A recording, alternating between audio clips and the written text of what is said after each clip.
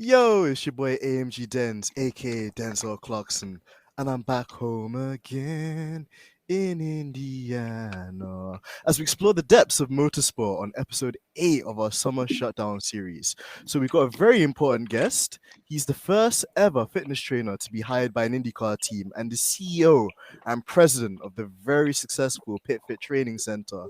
I'm very proud to introduce Jim Leo. Jim, how are you keeping today? I'm good. I'm good. I appreciate you guys reaching out and being on your show. How are you guys doing? Yeah, we're all good as well, Jim. Super fascinated to learn more about what you do and just generally life in the fitness aspect of motor racing, since I think it's such an understated part of the modern game, and there's so many facets to it as well. So Right. just to kind of open it up as well, Jim. What have you been up to during the summer so far? Well, it's been a little hectic. This has been a extremely hectic year in a good way. We opened up our second location in Charlotte, North Carolina, officially January 1st. So we have a facility there.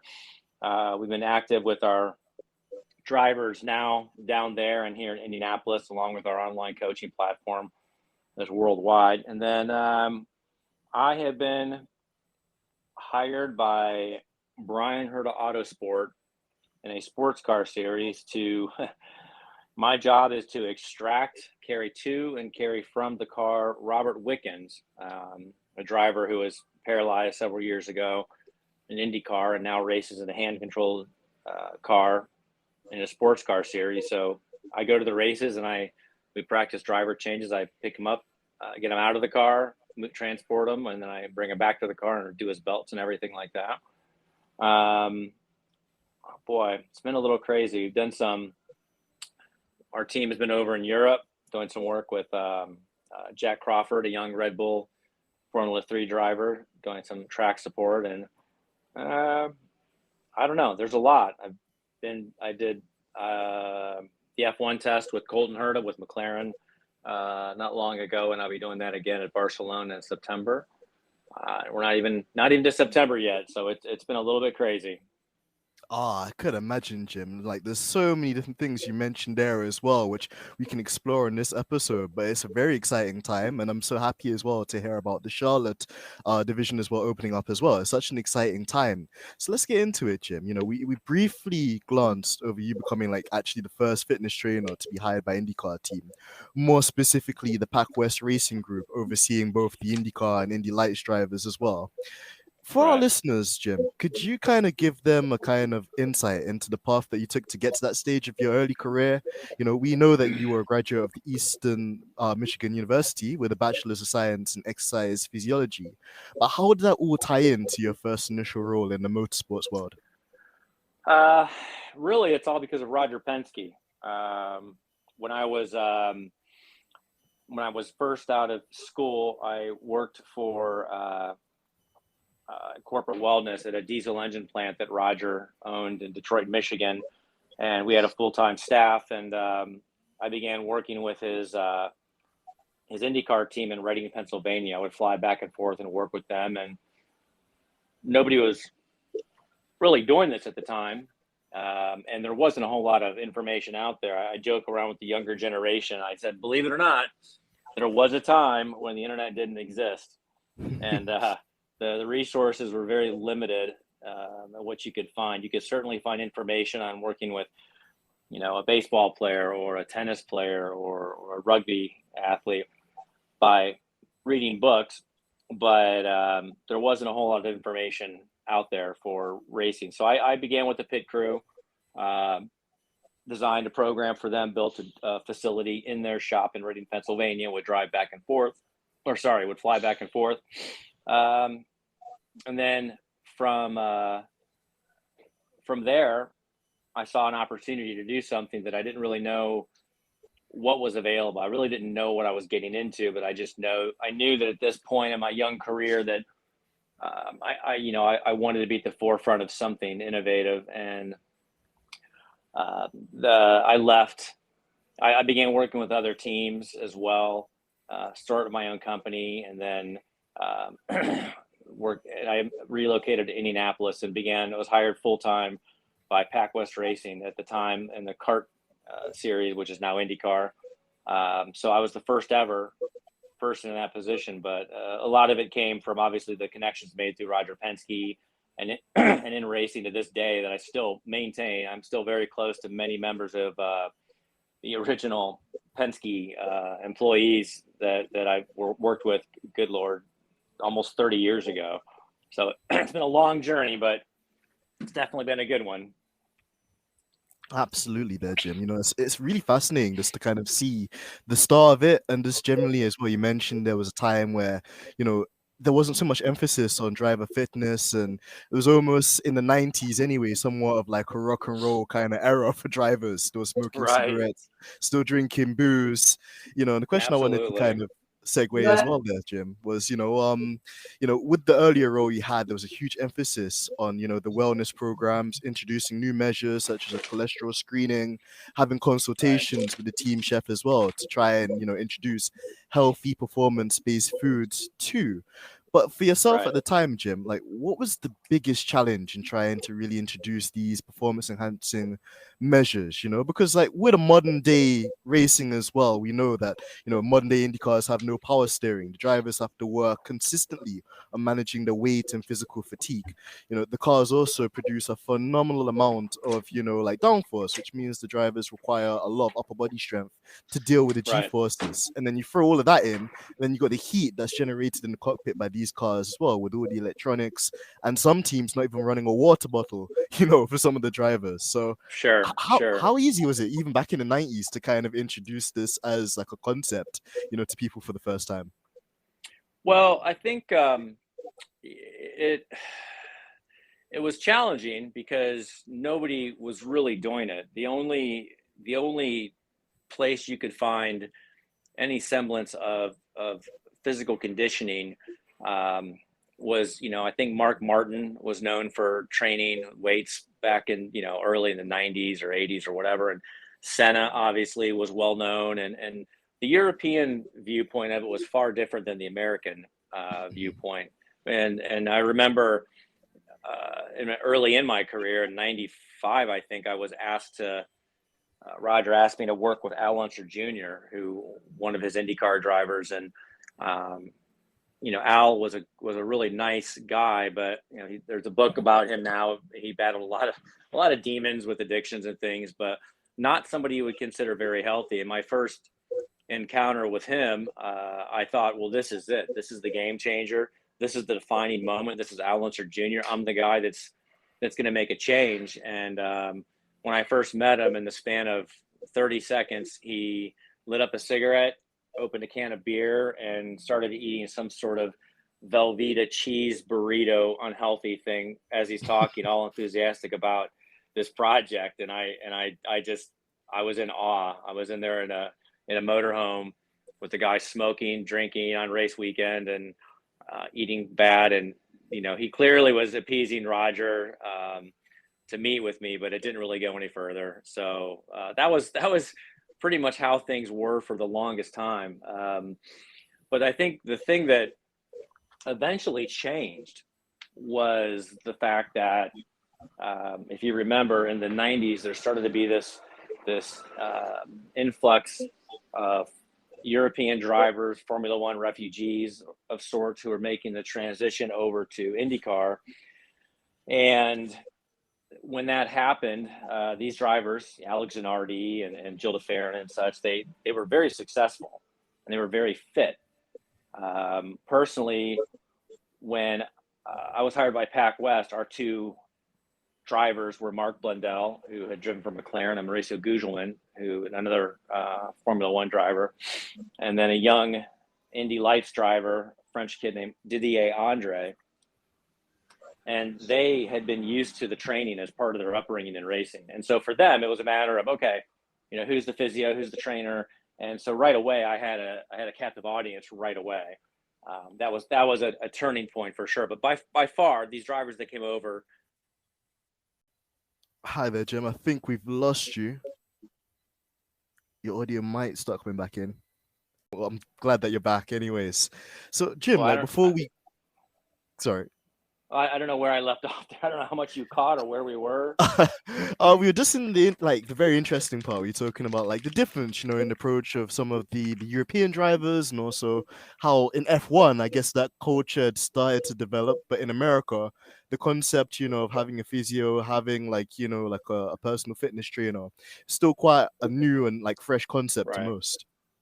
It was, and it was something. It was something definitely.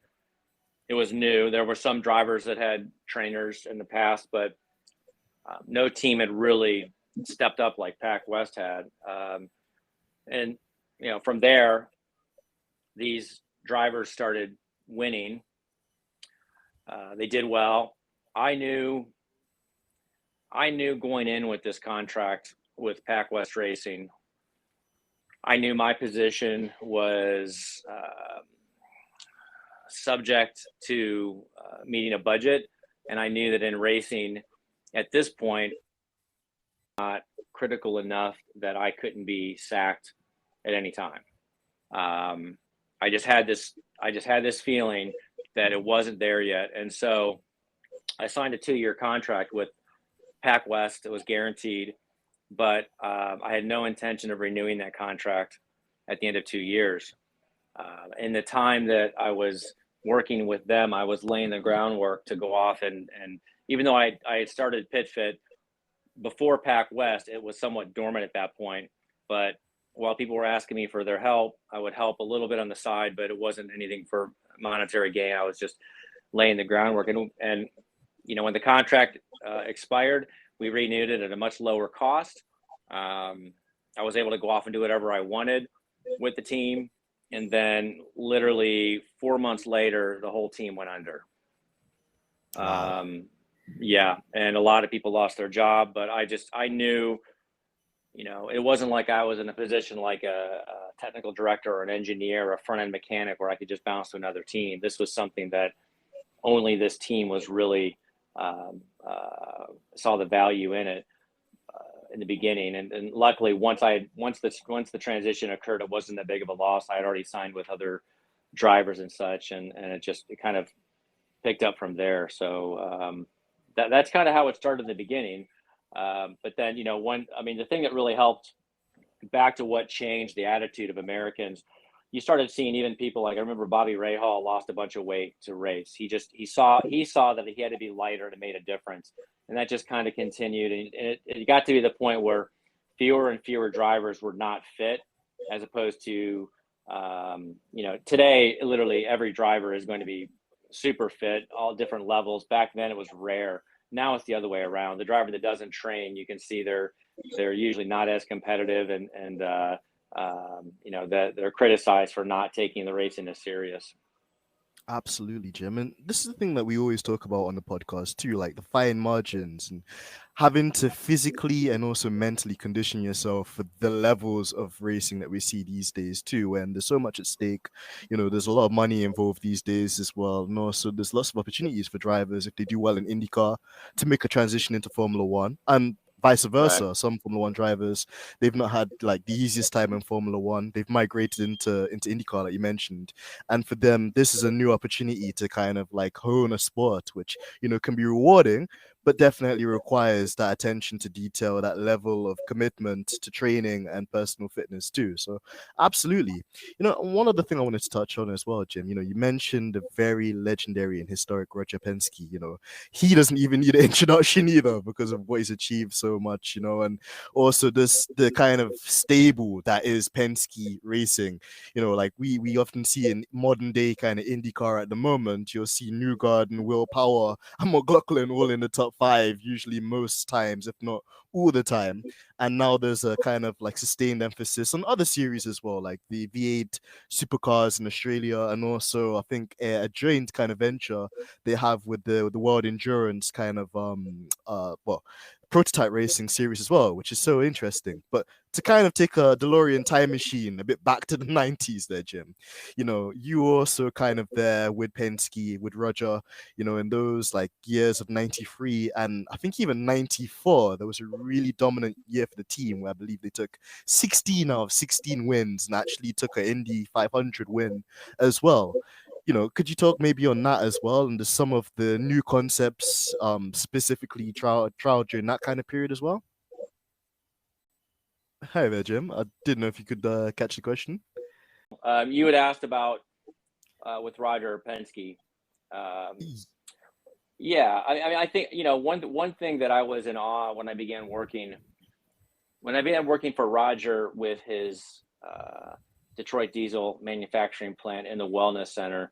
There was already, he had turned that company around from losing money, bought it a year later, was making money. He painted the entire plant. It was very clean. The attitudes of the workers were strong. I mean, he turned an entire organization around, in the manufacturing. And you thought that was as high level as it, as far as the prestige and the way that he efficiently ran his company and the respect that his employees had. Then I got involved in his racing organization, and it blew everything else out of the water. That was his pride and joy. And every worker at Penske, he did it the Penske way. There were no round pegs or anything like that. Square hole, whatever. He just went by his way of going, and it was just an amazingly efficient system, the way that it was run from top to bottom. And it's hard to find that in any organization where the leadership is so strong that literally employees would bow down, would walk on fire for this person. But he was just that amazing as a leader. To this day, it just still blows me away, his energy and his foresight into how to stay on top of competition. So that was amazing, and it really left an imprint on me in the way that I try to do things. And I obviously I'll strive to be like Roger Penske, and I'm not Roger Penske, so I do the best I can and to fit with my own system. But there's a lot of what I learned from Roger that still carries with me today, and everything that my company is involved in. Absolutely, Jim. And I think, what you said there as well speaks so highly of the standards that Roger had, the success that he's achieved as well, and not only just IndyCar or kart racing, but other kind of things he's ventured into business-wise as well. And like you mentioned, he's a stand-up individual, very astute when it comes to, achieving the maximum potential and like enforcing performance at all levels as well. And as a smooth segue as well, Jim, we'd be remiss, if we had you on the show and we didn't talk about another successful, business that, you were the founder of, you're the pioneer of in that sense as well, the very successful fitness center in PitFit. In fact, funnily enough, Jim, we actually interviewed one of the lead drivers in the W Series, Sabre Cook last week, very talented hot driver. And, Yeah. she's kind of given us kind of an insight into the road of rehabilitation, through your amazing training Right. centers as well.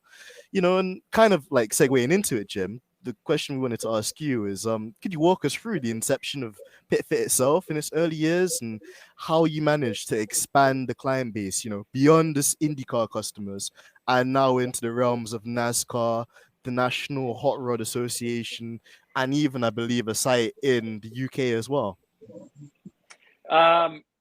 Well, it's it's just ambition and a vision to affect and impact every racing car driver in the world, and the only way to do that is to leave no stone unturned in your pursuit.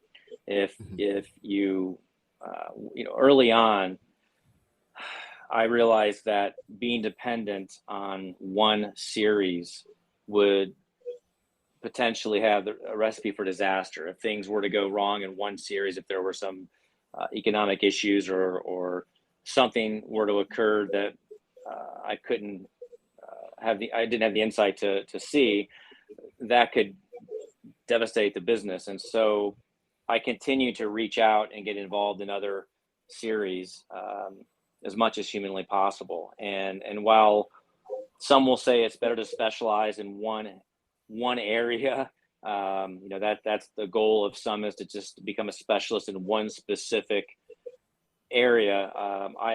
Staying with, for example, IndyCar, I saw that as a recipe for disaster. And so reaching out and establishing relationships with drivers and teams from amateur and professional racing series really is what put us where we are now, which is kind of the first, when people think of the fitness training for motorsports, our name tends to come up more often than not. Absolutely, absolutely there as well, Jim. And I could see that it's that Jim might have disconnected here as well. I'm wonder as well, George, if it might be that he has an iPhone and maybe it's auto locking after 5 minutes. 'Cause I think I had that issue as well when I had to kind of use my phone for a couple of episodes, and if I didn't have the iPhone set on not like auto lock after 5 minutes, it would just automatically kind of shut me out of the recording. But either way, we'll style it out as we always do, bombastically here on Stripping the Dipping. And again, I think it's just really insightful. And the kind of next question I wanted to ask Jim as well, when he's back, is just the magic behind PitFit and its success as well. Because obviously we mentioned earlier the expansion in Charlotte, which is absolutely huge, as well as that they've had an expansion in England as well, which I think is really cool and something I'll probably look into for future years where I look to try and compete in, series as well. But, like being a leader in motorsport human performance as well, I was just keen to kind of know what makes their facilities and training regimes so special. Is there like one-to-one tuition between, the drivers and like the coaches as well? It makes it a bit more of a bespoke experience. On top of that as well, we heard from Sabra, that they had state-of-the-art technology, and that really enables athletes to kind of like, kick on their physical and mental well-being to the next level too. So really interesting to get Jim's perspective on that as well. Hi there, Jim. Are we good? Yeah, I think we're good. We're good.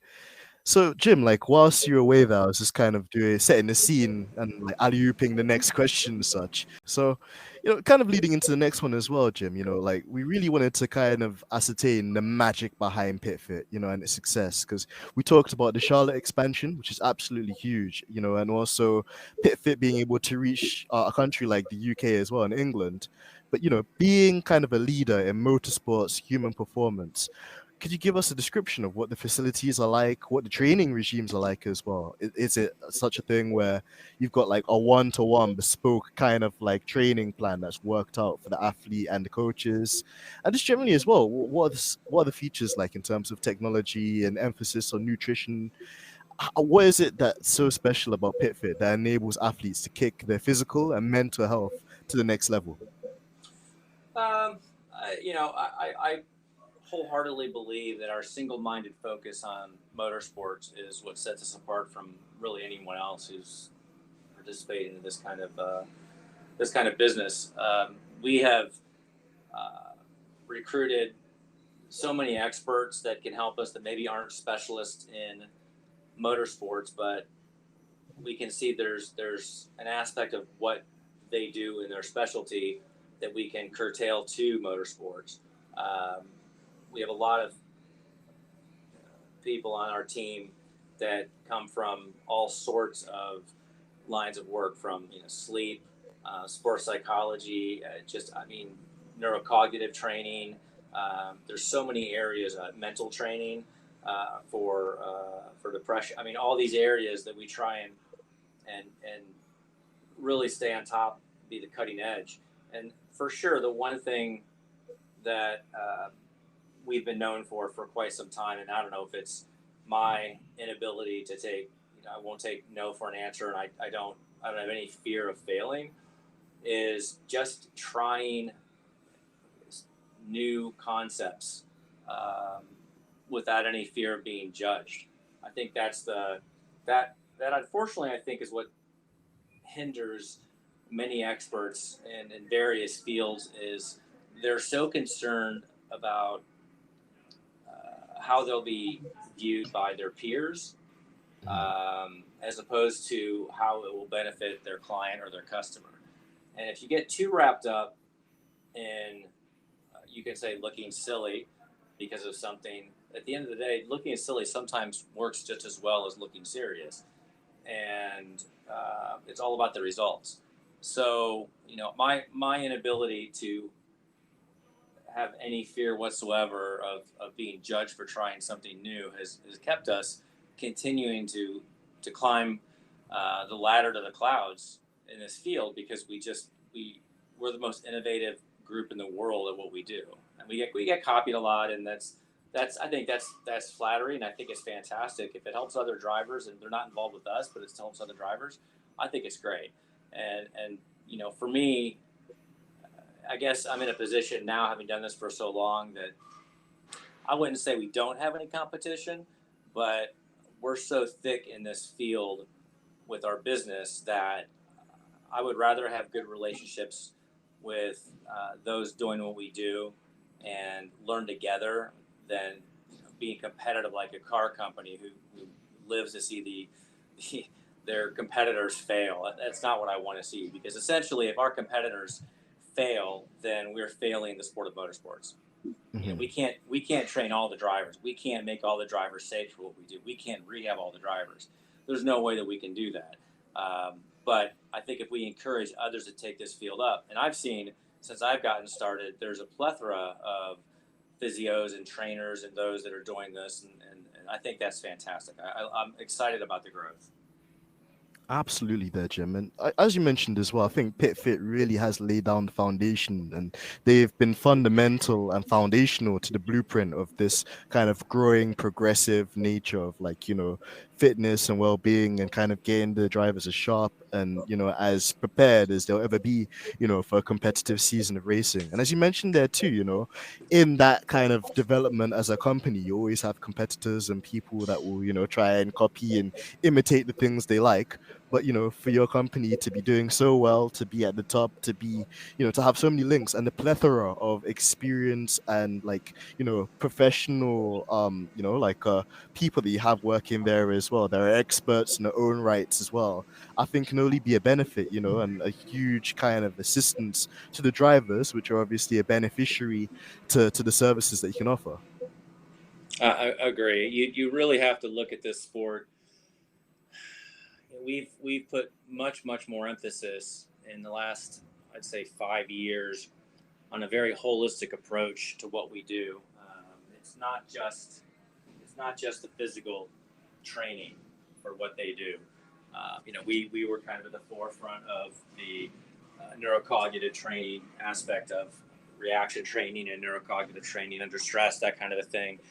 And now you see, we invested in the equipment, and so this has become very common. And you see this, you see the companies coming out, and there's more and more of this stuff available, and it's just a natural progression.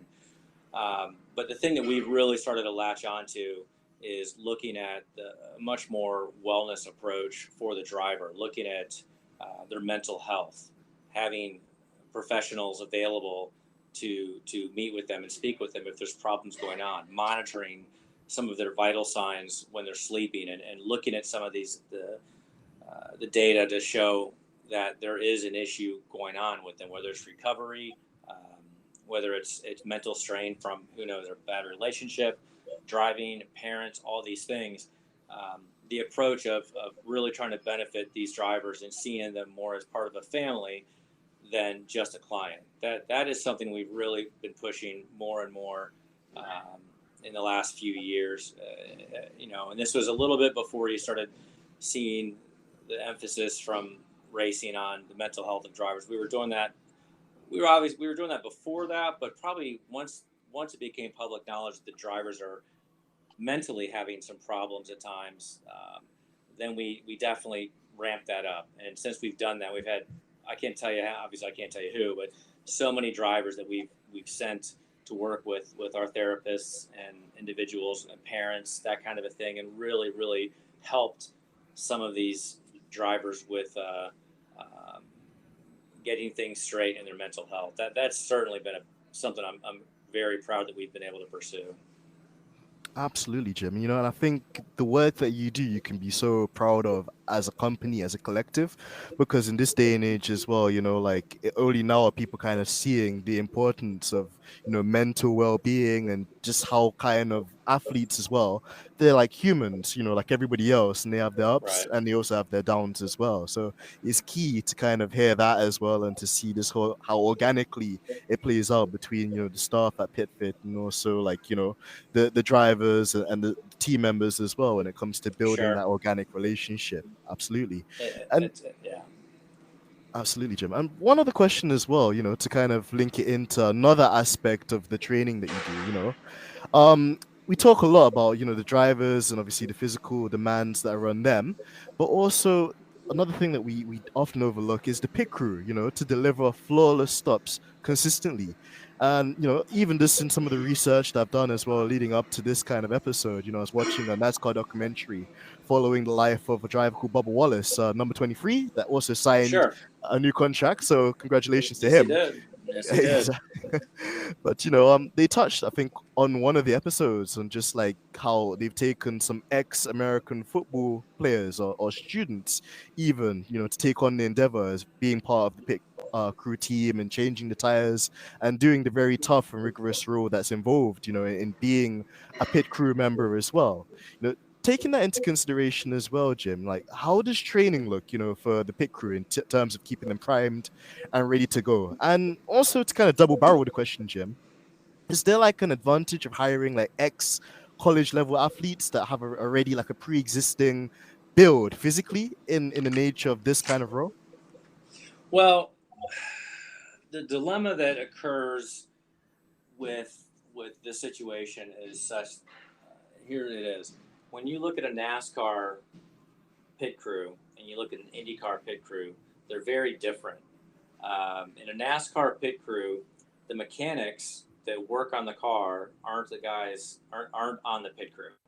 The pit crew that does a pit stop, all they do is change tires. That's all they do. They will hire a lot of former college athletes. They'll pay them six figures. The money is amazing. They have all they do is train. They have full time strength coaches and whole programs and gyms at these massive facilities just for the pit crew. It's more physical than IndyCar because they have to run around the car and manually jack the car up, and so they do need better athletes. IndyCar is different in the fact that the same individuals that are working on the car are doing the pit stops for the most part. So you end up not really um, being able to attract the same type of individual because they have to have a mechanical background. Sure. They have to be mechanic first, and then they also learn how to do pit stops. So it's a little different. The population is a little older, and there's less emphasis on the pit stops. I think in regard to NASCAR, there's massive emphasis on that. IndyCar, it's also very important, but they realize that they have to do the best they can. But again, these are the individuals that are also working, getting up and being at the track early and being at the shop late, to make the car go, so to speak. Absolutely, and also just to kind of touch on to a bit more as well there, Jim, like how does the training regime look like for the pit crew, in terms of getting them physically in condition for this? Because like I could only imagine you've got a car hurtling towards you at like 70 kilometers an hour, and then all the heat of the brakes, lifting the tires as well. It is quite physically demanding. And I know as like a Right. spectator, when we look at them, we're like, oh, why didn't they do a 3 second stop? Why didn't they like do a 2 second stop? And there's always that Right. Right. frustration. But like for them, could you talk about the challenges they go through and also mentally how they bounce back, from let's say like a lackluster kind of like pit stop, or one where physically, they've done the things that they should have done in terms of lifting the car up, getting the tires on there, but then something mechanically has gone wrong with the wheel gun, and then mentally it's put them in kind of a nervous state where now, they're not too confident for the next row of stops that will come up in the race Sure. inevitably. I mean, that kind of situation is their training is a little bit different in the fact that you've got an older population. You can't train them like a college athlete because if they get injured, then not only can they not do pit stops, they may not even be able to do their job. Mm. So the training is going to be physical. There's they do the same strength training, a lot of the same training as a NASCAR crew would. Um, we focus heavily on their wellness as well. We make sure that we have chiropractors and athletic trainers and such that are around at the track and that can look after these individuals. And so the training it's intense, but I think you have to curtail it to your population. If you've got a population where four of the six crew members are over 40, it's a pretty good chance that they're not going to be able to last as long as one of these young 22-year-old kids who is just new at it and seems to bounce back from everything. You have to kind of curtail the training to your population. And there's, it's challenging, but we really can't afford to have the individuals injured. Sure. With NASCAR, they're training basically Monday, Tuesday, Wednesday, maybe Thursday, and they fly out, go to the track, do their pit stops, and they're done. That's it. That's all they have to do all day. So they're much more like a professional athlete in the fact that they're spending all week just preparing for the event, whereas from the physical side of it, whereas the IndyCar crew members are preparing the car and themselves at the same time. And, when push comes to shove, to have the car prepared, it's more important to have a car prepared than the crew member, because you can't drive the car without a functioning car. Sure. So, schedules get in the way, and the off season for us is a good time to regenerate with things with the crew members. But it's a challenging schedule. NASCAR is obviously a little bit different in the fact that they are starting now. You see them rotating people going to the track so that you don't go every single race weekend, but they have the staffing to do that. There's a huge number of individuals wanting to get into NASCAR, and so they do a fantastic job of making sure that these individuals were, there's 36 races or so a season. That's a lot of travel. So theirs is a little bit different. They have more manpower to switch people in and out than IndyCar does. Absolutely there, Jim. And I think it's fascinating just for like us as the listener as well to see the perspectives of how different those two sports are as well, in terms of, kind of like balancing the fatigue that, the staff will experience throughout the course of the race weekend. Like you mentioned there as well, in IndyCar, the nature of the sport means that, the mechanics are often the engineers also working on the car and of an older kind of like generation. So in terms of the training for them, it's a bit more tailored towards them and their age group, and this kind of the nature of what they do, and not kind of pushing them so hard because they might not be able to fulfill one of the other functions that they do. And also, like you mentioned, for the NASCAR guys, a bit more thoroughbred, bit more kind of hands-on, because it's a younger kind of like group of guys doing the pit stops as well. But also with them, it's like having that rotation, so nobody gets worn out, and people's kind of like lives and kind of like lifespans as well in that field can be extended. So really intriguing. Right. Yeah, taking care of your employee in racing has definitely stepped up in the last few years. You see that teams and series are looking at the wellness of the people that make things work, and teams have done the same thing. I think that's a step in the right direction versus the old days when you just there was less emphasis on that, and people wore out a lot sooner. Hopefully we can increase the longevity of individuals in racing. That's one of the objectives. Absolutely there, Jim, and I agree, and like motorsport as well, it has such a fruitful career for people, if they can continue to keep themselves in the right condition, but also the sport comes together as an organization and kind of gives them a career for them to enable that. So I absolutely agree. And, talking about like health and well-being as well there, Jim, another kind of controversial topic we've seen in the F1 world, but I'll kind of get your perspective on. Oop, I think we lost Jim. But whilst we try and reestablish a connection, another thing I wanted to kind of touch on as well is in F1 we saw a lot of noise during the season about like drivers not having access to drinks bottles during the race due to the name of saving weight and regaining performance. But as far as Leo is concerned, I was just interested to see like whether he feels from his perspective, does fans are justified to be so alarmed about drivers not having access to drinks bottles, or and also kind of from a kind of like fitness and well-being perspective too, how like damaging can that be long term for an athlete, if they're not like being able to take on fluids actively throughout the course of a very intense Grand Prix, but or whether it's the case as well as to whether or not drivers can survive the challenges. So I believe we got Jim back there. Jim, can you hear us? We'll wait for him to come back so Georgina can edit this segment absolutely tidily, like she did my blooper the other day. I'll never forget. Should I be laughing? Maybe. But that was really interesting as well, though, Georgie, just to kind of see even in IndyCar and NASCAR, like, how different the approaches are. And actually, like, NASCAR have like specific guys that just do the wheels and tires and stuff like that. Whereas IndyCar, probably because of budget, probably just due to the nature of like how many people you can have at a team, for one team as well. Like there's a thing where like most of the mechanics that do the suspension, do the Hello. setup and stuff like that as well. Back, Jim, I think you're back. That was me. I clicked on something on my computer and I completely canceled you. Sorry about that. No worries there, Jim. No worries at all.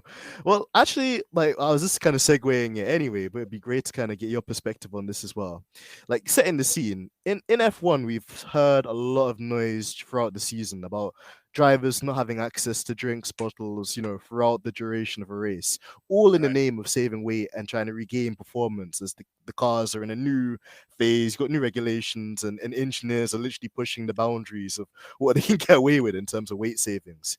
The question for you, Jim, was, as the spectators kind of raise concerns and things like that, do you think that they have a right to be like alarmed or kind of like, very skeptical about that? Or in this day and age as well, like, can modern drivers kind of survive the constraints, of not being able to take on, like fluids during a very long and draining, Grand Prix? Well, I think it's sad that that's even an opportunity for a team these days. Mhm. I remember years ago there was a lot of controversy about F1 drivers, shedding weight to be as light as possible in the car and eating disorders and that we dealt with that in karting where we had coaches having 12-year-old kids starving themselves and the parents going along with it because it would make them lighter in the cart, obviously.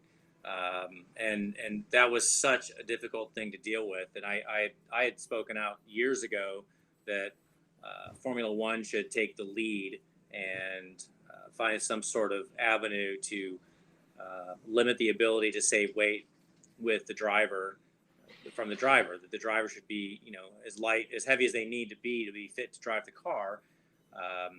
And so that eventually happened, and now that they're able to limit the weight in the car through the drink system, the downside of that is going to be decreased performance from just the pure fact that when your body isn't hydrated, your ability to the muscles aren't working properly, your brain is vastly filled with water, so to speak, and the ability for neurocognitive movements to take place are going to be diminished. I think it's a real safety issue that they're able to do that, along with the fact that you have incredibly hot and humid conditions at some races where not only are you overheated, but now the body, the body basically uses energy to try to cool the core down. Using energy requires fuel. When there's no fluid to help with that energy production, you have a problem where you have an overheating driver, and there's potential for serious heat illness that could be long term.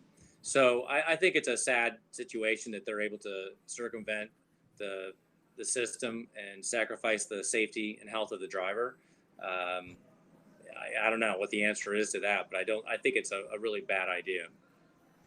Of course, there, Jim. And I think it's really good as well that kind of your kind of analysis and explanation there is in line with some of the concerns that a lot of spectators have raised throughout the season too, because it's kind of a nice segue into the next question I was gonna ask. But just on the general speak of it, we're seeing, as we like mentioned earlier, that the careers of like the team and also the drivers is increasing, and we're seeing drivers have a very long career in motorsports, which is what we always love to see as well. But then with things like that, as you mentioned, it can have long-term like damaging effects and repercussions on the athletes, which is not like ideal. And also as well, I don't think fair to them as well, because at the end of the day, like it's almost as if they don't have much of a choice. Well, yeah, it's a competitive series, and it yeah, I think it's difficult. I think that having younger drivers do this is a poor way to communicate. how the sport should be run. But the FIA has to step up and dictate things. Obviously, the teams are going to do everything they can to win. We know Formula One, but there has to be some regulation and some governing body has to step in and look at this aspect of it. Just weighing the drivers when they get out of the car, so they know what to take in. That's not going to help if someone has an incident, medical emergency in the car due to dehydration. It's not going to help them knowing what the weight is afterwards. It's already happened. And I feel like that's the next step that is going to happen. They'll have some sort of medical emergency with one of these drivers, and it's going to affect the outcome of the race, or affect the race for that driver and then his health as well. Absolutely there, Jim. And like you mentioned, it's sad that they'd rather take a reactive response there and wait for something to happen. Whereas, like, the knowledge and the tuition, that we can gain from people like you and the great guys at PitFit as well, can give us insight into how important these things are, and that they're not to be taken for granted either. And like you mentioned as well, it's also kind of very saddening and distressing to even see that parents have got that idea from quite a young age too, with their kind of like kids, getting into the competitive elements of karting, and to even see it kind of play out there too. So, I mean, if you set an example from the top, it tends generally to kind of trickle down to the bottom as well, you'd think. Well, and I think the thing that people have to realize, and our science director, David Ferguson from Michigan State University, his team did a research study not long ago where they monitored fluid loss and performance on a simulator with drivers, and they basically determined that basically all components of racing, from the muscular ability to reaction times to cognitive processing skills, are diminished the more fluid that is lost. And so there, when there's no actual benefit that's going to come out of it, I don't understand that. I know at times that a driver may, saving weight could be a benefit, but I think if you look at the driver's performance while they're in this state, I can't imagine you're going to see much benefit in the way of performance. I think it's just a silly way that, like I've said, someone needs to step in and regulate this, or else we're going to have some sort of catastrophe on our hands. Absolutely, and it would be really tragic as well that it have to come to that, Jim. So, I'm really glad that you've, been very kind of vocal on that. And, people that are listening to this as well can kind of take that message on board too, because, you've got obviously the insight of obviously like a scientifical kind of background into it as well. And, Right. you've seen the studies as well that kind of validate the kind of point that's being raised here as well. So thank you for that, and to put on like a brighter note as well there, Jim, you've had the opportunity to work with some phenomenal and talented drivers. Our other co-host, F1 Black, he's a huge Mark Blundell fan, so I'm sure he's probably going to be listening to this, shaking his head, just like, no, I missed it. How dare I miss it? Yeah. But just one of those things. Mark's a exactly. great guy. Still see him once in a while, and know his kids a little bit, and there's a funny story with Mark. We were staying my first year. I was at the race at Road America, and the team didn't book me a hotel. Oh no, there's none available, and so Mark was staying, as do most of the drivers, at a place called the American Club, very posh resort in Kohler, Wisconsin, massive. And Mark said, "Hey, just stay with me, not a big deal. We'll get a pull-out bed." So we went to dinner, and they brought up the bed, and we both went to bed and everything. And he had the big bed and as he deserved. And then the next morning, I fold the bed up. I'm very tidy and neat. Fold the bed up, kind of put it behind the wall.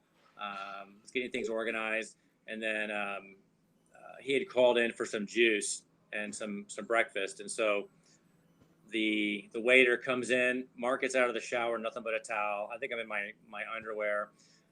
There's one bed, and the guy looked at both of us and just and we talked about that for the longest time, and I said, "Oh, the stories that are going to come out of that." So that was a funny story. The guy thought, well, these two blokes are together, and that's we're getting them coffee and tea for the morning.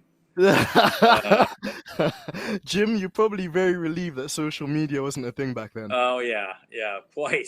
I'm quite. I'd be very relieved if social media wasn't around today. Let me tell you. I could imagine. There's just certain things that come out. It's like, where the hell did that come from? Yeah. Absolutely. Well, actually, kind of talking on that as well, there, Jim. Like we're seeing the lifespan of drivers increase in motor racing, which is amazing. This is kind of keeping it kind of topical. Like Kimi Raikkonen's announced that he's going back to NASCAR and has been doing a lot of kind of training and seat fittings for his team as well. Fernando Alonso is like one of the most competitive but oldest drivers on the grid at the moment too. And more relevantly, I actually wanted to bring this fella up because I know you've done a lot of work with him too. The Kiwi himself, Scott Dixon, challenging this year for IndyCar World Challenge title as well, and still smashing a lot of legendary records too. The question is there, Jim, like, what's the secret to longevity in motor racing from the physical aspect? And what advice would you give to younger drivers looking to kind of race at the pinnacle of motorsport, but having the longevity in terms of physical and mental well-being? Scott, we just had his birthday celebration finally last Friday. A big group of us at a pub here in town. Scott is someone who, when we first started working together, the training wasn't really something he was into, but he embraced it. We spent a lot of time together. For him, he finds a competitive. You find a competitive nature in him.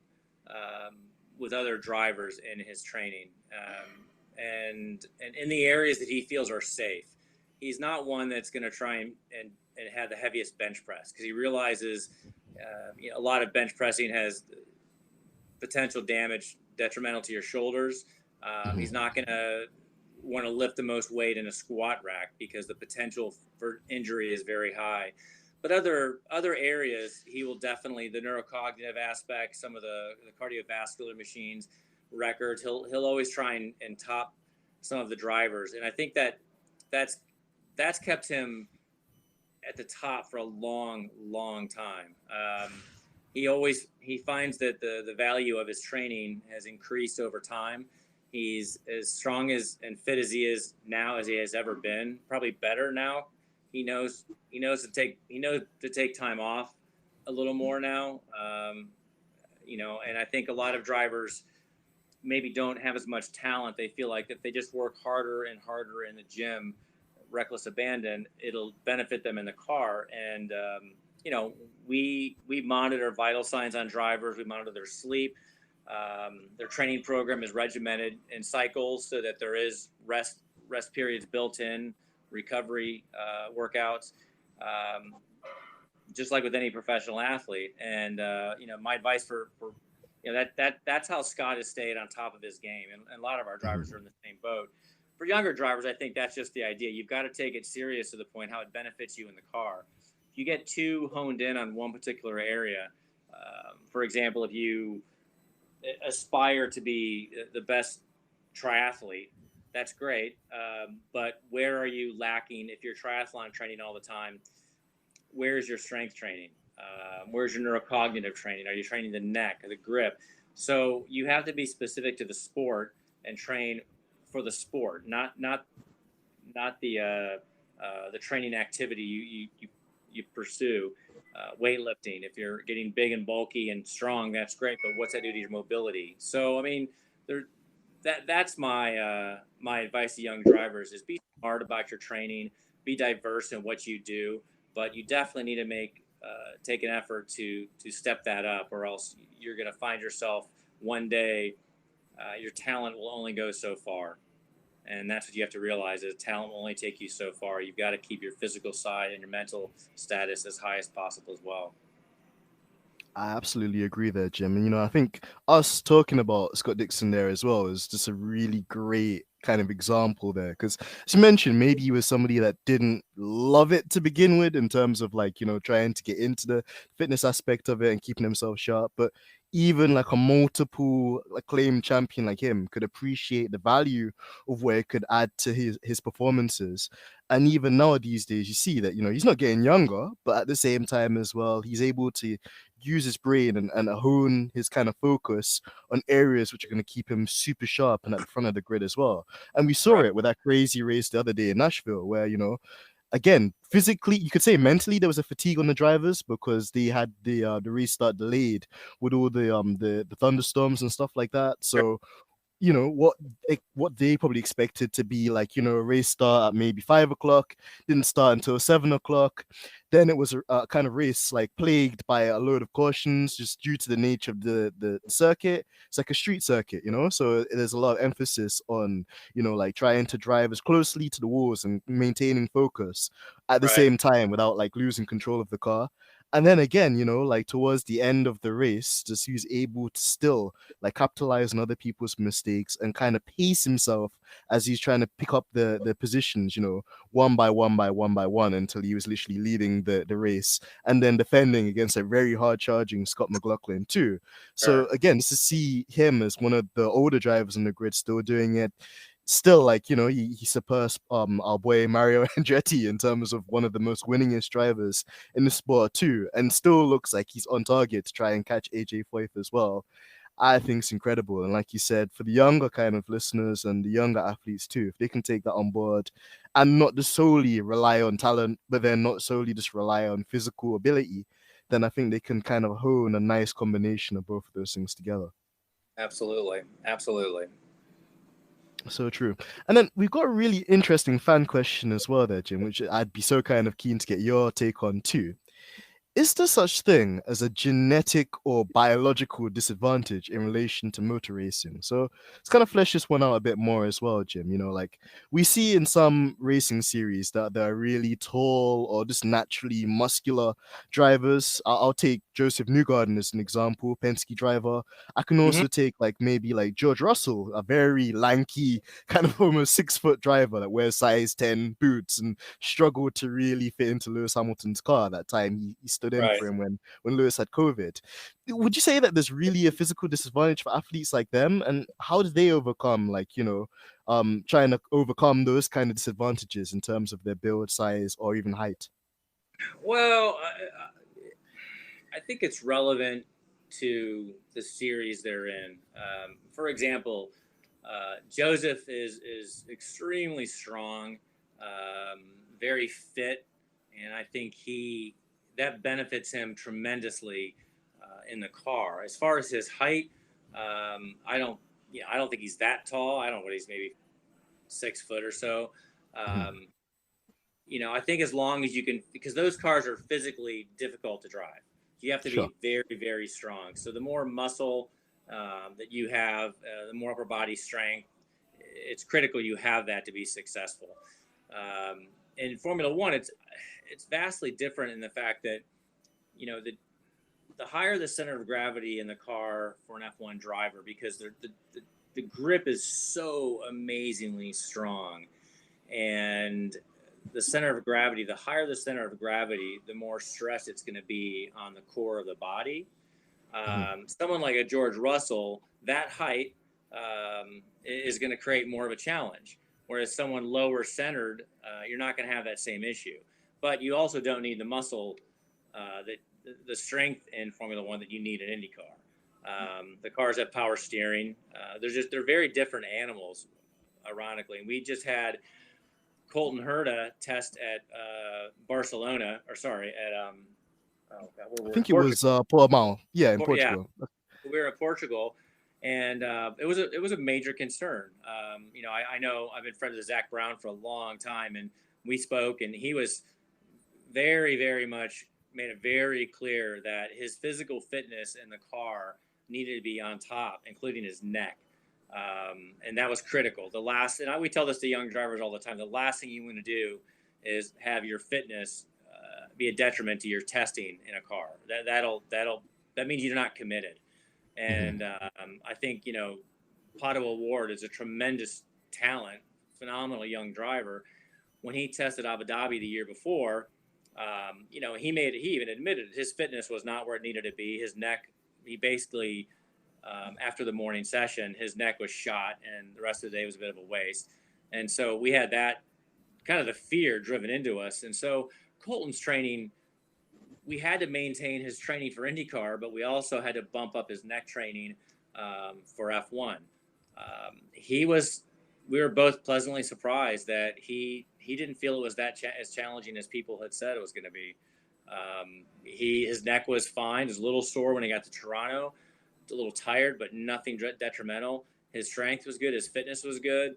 And Colton is probably a little bit shorter than Joseph, not quite as muscular, a little more lanky, but he was fine in the car. So I do think that the F1 drivers, their upper body strength isn't as doesn't need to be as heavy as it does for IndyCar drivers. And most drivers coming from Europe who come over here, Christian Lundgaard or Callum Ilott, the first thing that got to get stronger. Like that's the first thing they do. They have very little upper body muscle, and the Indy cars are a beast to drive on a lot of tracks. So that's the first thing we do is we add weight to them. Alex Rossi put on probably 20 pounds from when he drove an F1 to when he came over here to where he is now, just in muscle to be where he is in IndyCar. Absolutely, and it's interesting as well just to get insight into how different the kind of mindsets are for each kind of discipline, because each requires its own kind of unique training and an emphasis on certain like attributes or things you really need to focus on as well. So it's really fascinating to hear that too.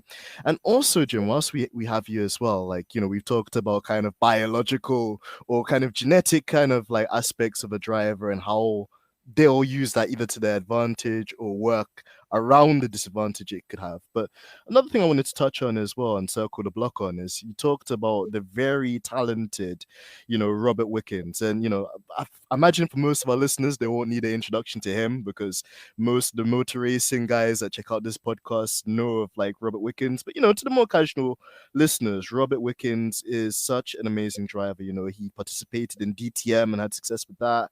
He obviously was part of the Renault 3.5 series as well, did GP3. Sure. He's done IndyCar. He's a very kind of like well-rounded driver that unfortunately, his career took kind of a different path when he had a very life-changing incident at the Pocono kind of race circuit, which left him, partly paralyzed.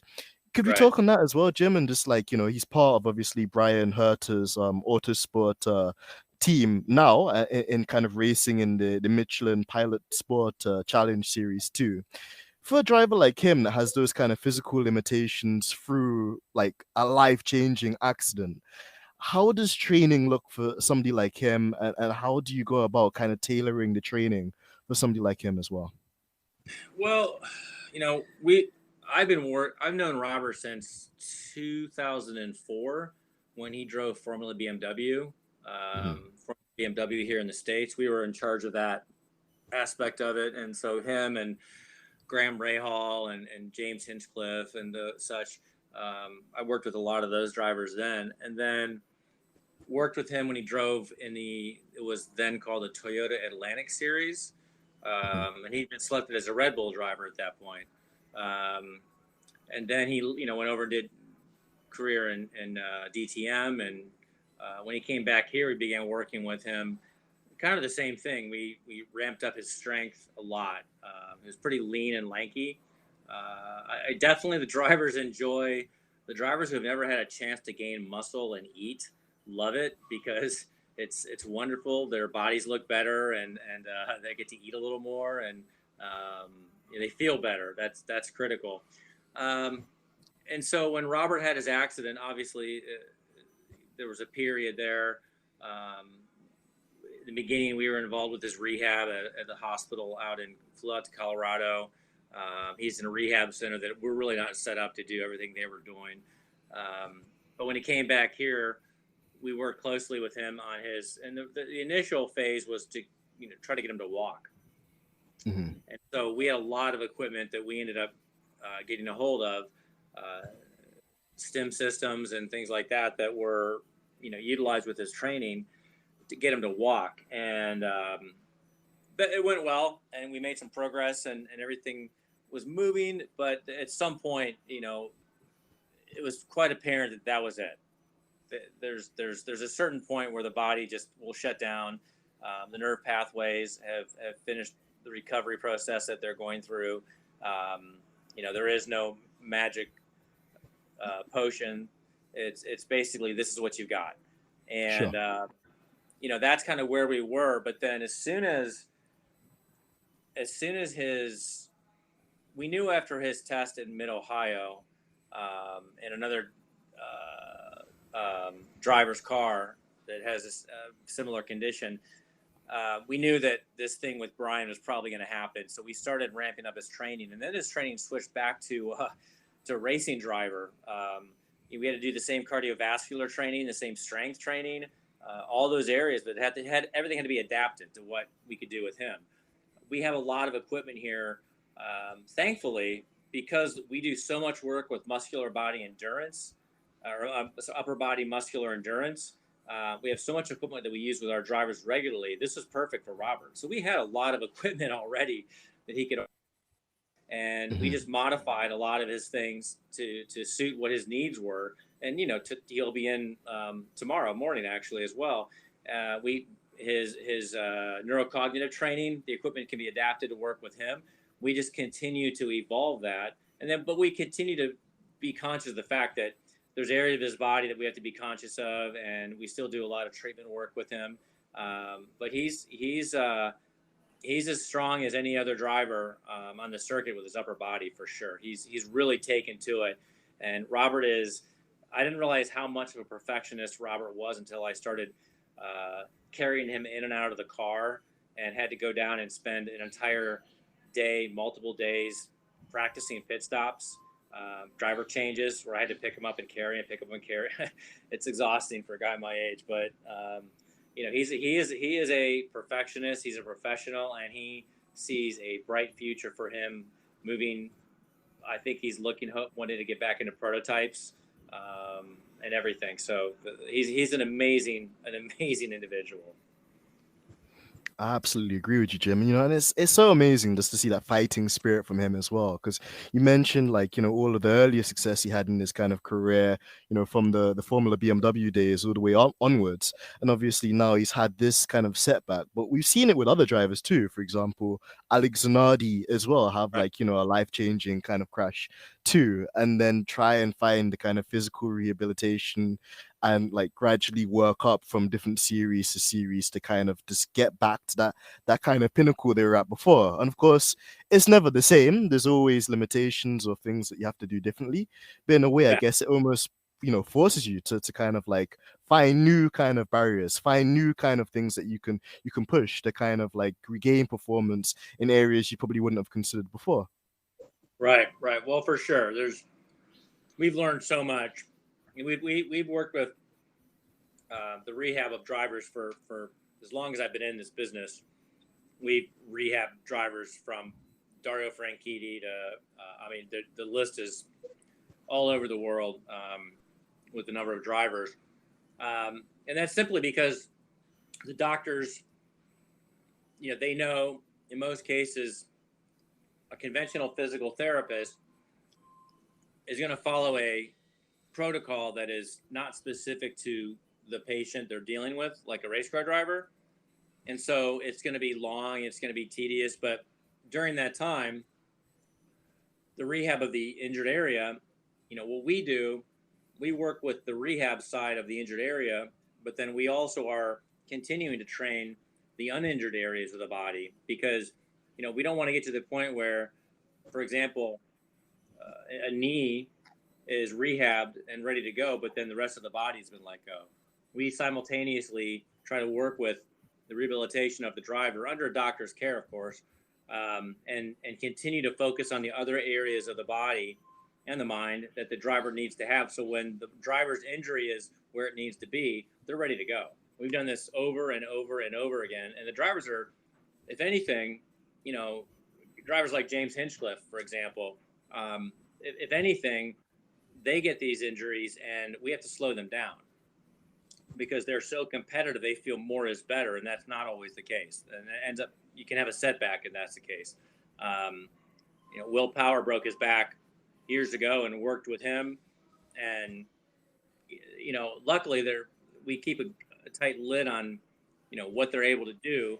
but sometimes they'll go off on their own and extend themselves a little too much, and it most of the time it bites them in the ass. And they'll feel a twinge, they'll feel something, and we get to scold them and then tell the doctor on them, and then they realize, okay, maybe they know what they're talking about. But the drivers, most of the time, they feel like they can do more than what we're prescribing for them, and most times they can't. We push them to their limits already. Of course, and in that kind of sense as well, Jim, I think it almost makes them kind of believe more in you guys and to kind of see that you guys do have like their best interests at heart as well. And actually, you're trying to work with them rather than against them as well to get them to a level they need to be, but, in a very healthy and kind of, sensible manner too, rather than, trying to really push the envelope and running the risk of them getting injured again. Right. It's critical, but it can be done properly, and we try always to do the best we can, and it seems to be working. Absolutely. And another fan question we've gotten in as well, Jim. I don't know how you can answer this, maybe more in a general sense, since I feel it's still a kind of gray taboo area kind of in motor racing, but I'll put it forward anyway to you, Jim. Like, the question is, how does banned substances like help racing drivers when in other kind of like sports or competitive things like bodybuilding, we understand like, the connection between how those, substances can potentially be performance enhancing, but in a racing context, how would it necessarily help the driver if they were using substances they shouldn't be?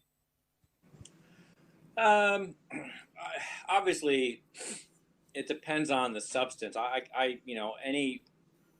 Anything that creates um, enhancement in an endurance sport, whether it's EPO or blood doping or so many different options in there.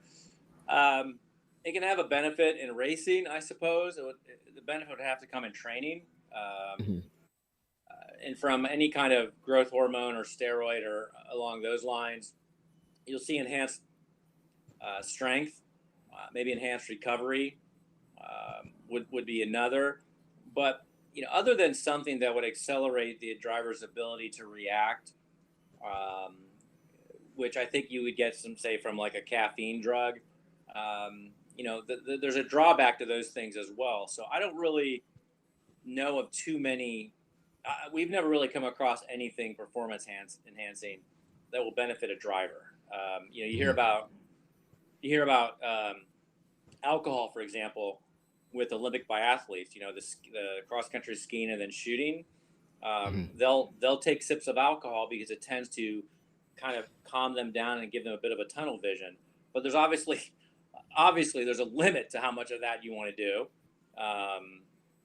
with consuming alcohol, and they're only skiing and shooting targets. They're not driving a race car 200 miles an hour. So um, I don't know of anything that I would consider to be beneficial in the way of uh, performance enhancing drugs. I could see using an IV between sessions to enhance the recovery from dehydration.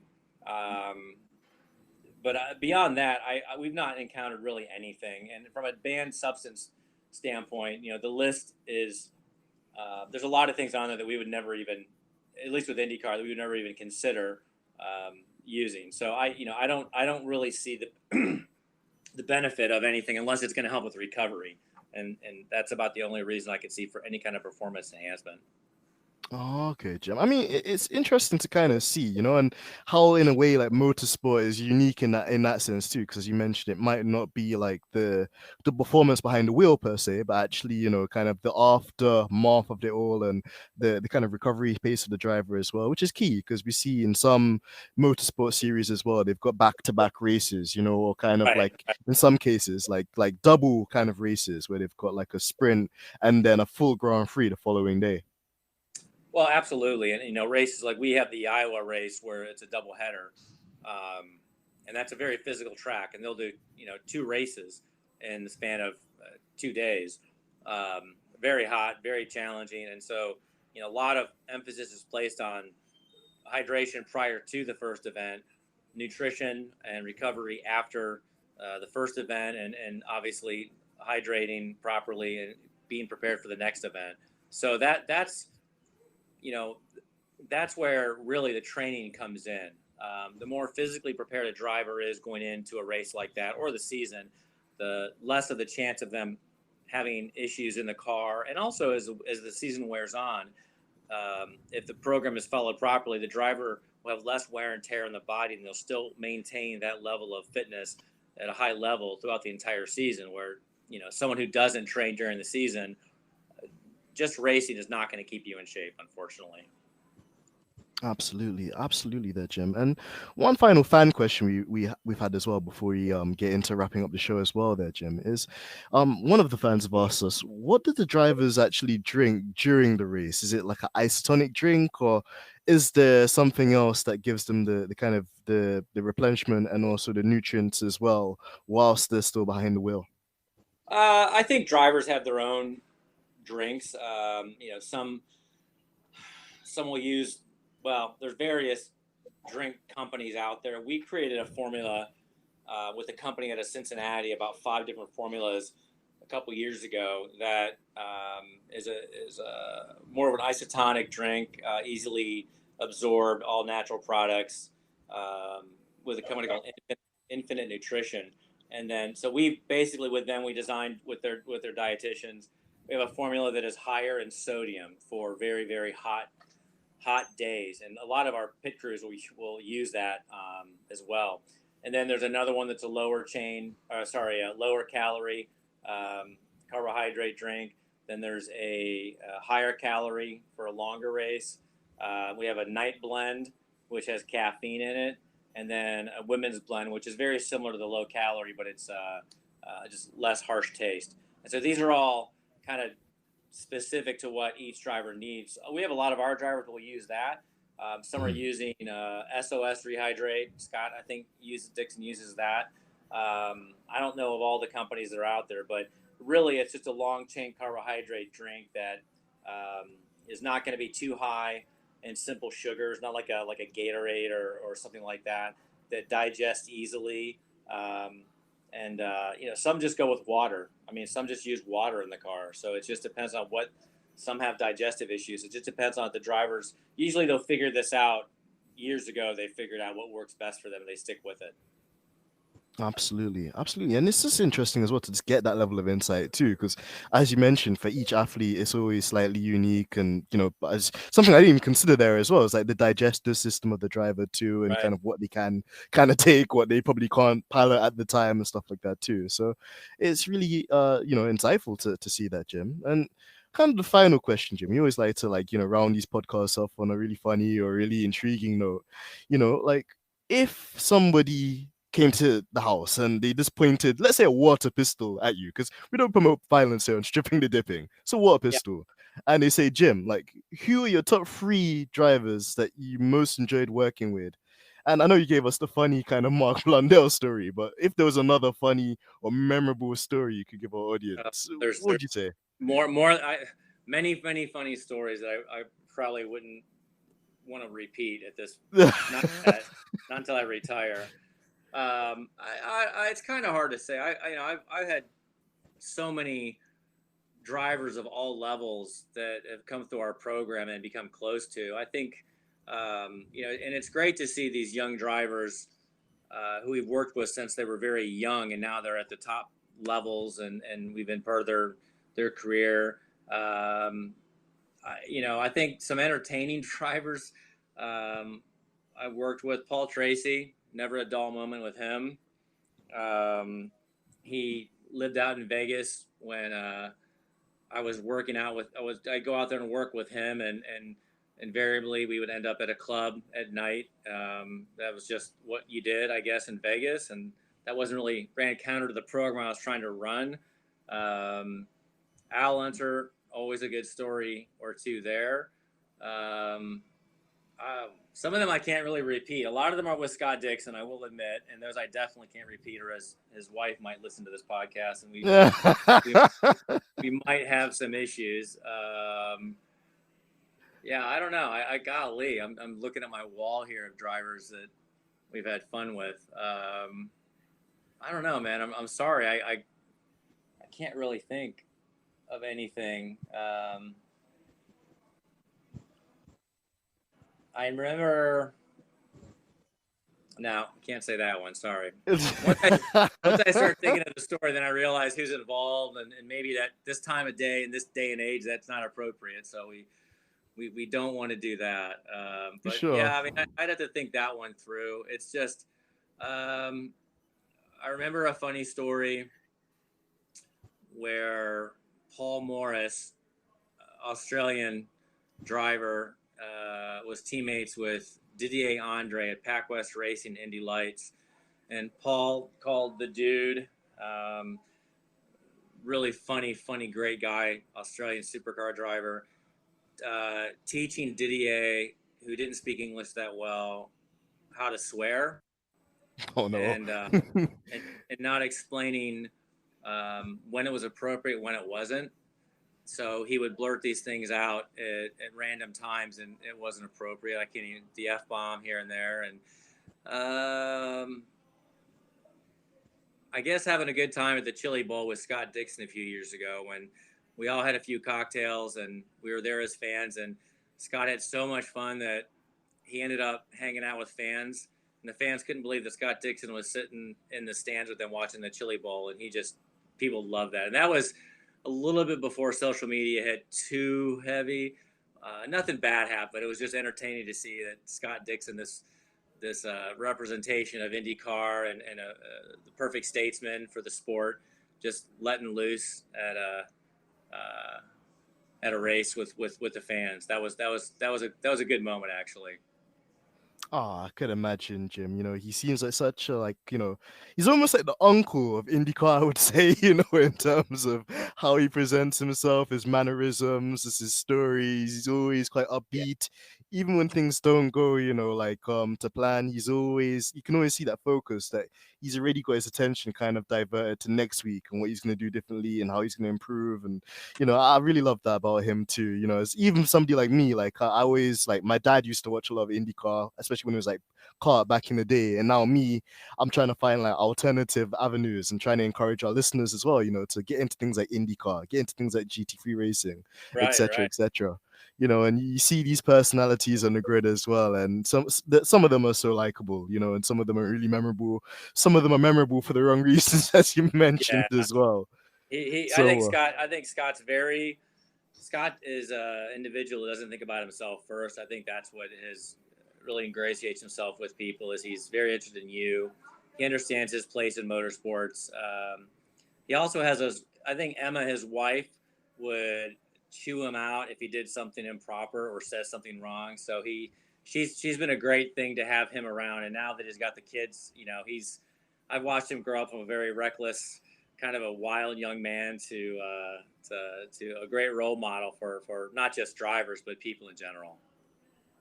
absolutely, Jim. And that's the thing with like life as well. We grow older, we mature, we continue to evolve as people and to learn. And I think, like you said as well, like Scott's just such like an embodiment of that in such a way as well, while still retaining like his this nature as a person and just like his quirks, too. So yeah, man, like it's been so fun just to kind of watch him still up there being competitive and dicing it with the young boys as well and giving them stuff to think about.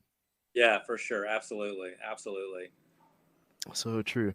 Well, Jim, it's been an absolute pleasure having you on this episode. And I feel that we need to revisit you and have you on the podcast again. Hopefully, maybe towards the end of the year or maybe at the start of the new season. Maybe we can get some very cool insight into life as a as a driver before the season and kind of the stuff they'll be doing on the off season, the training camps and stuff like that too.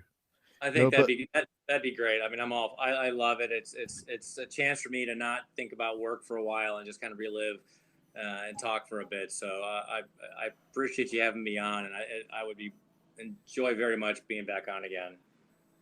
Jim, it would be our honor and pleasure as well. And we were really looking forward to that too. You're going to be a very popular star guest on this show as well, because the kind of knowledge you've put us onto and also just the nostalgia and stories you've given us as well are really memorable, and kind of like, engaging in that sense too. But Jim, before you go, just like, could you shout out, the Pit Fit crew and kind of where like young athletes or stars can reach out to you and the entire team as well?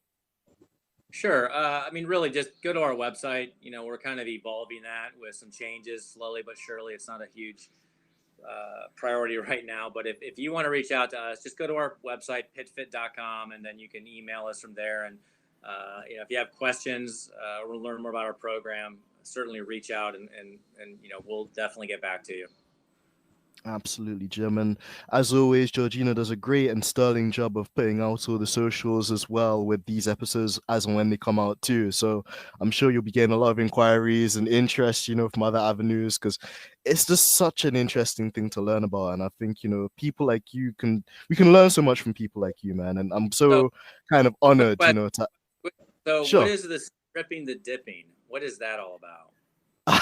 Well, since we actually have the boss lady inside here, I'll let her explain it, since I wasn't the name of the show, so I'll let her do the honors. So that was actually a name that I came up with like 5 seconds. When a person was asking me whether I have a name for the podcast or not, I just said stripping the dipping, because it's a meaning behind, like, okay, there are two things behind this name. The first one is when you say stripping, people actually get curious about it and then just come behind it and check it out.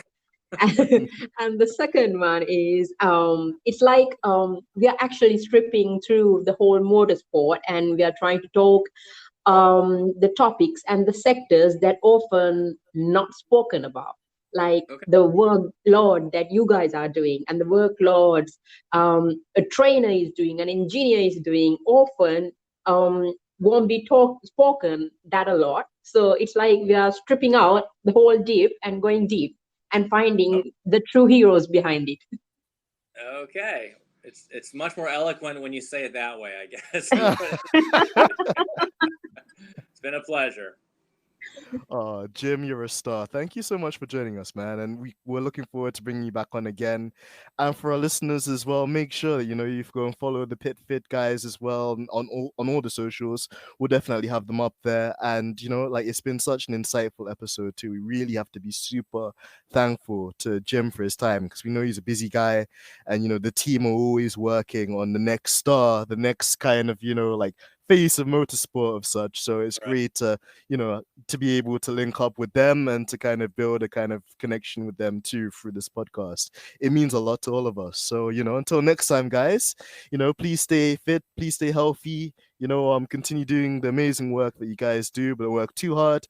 And until next time, it's been your usual co-host, AMG Dens, coming out of Indiana and back to North London where I belong. But until next time, guys, take it easy. Peace. Bye-bye.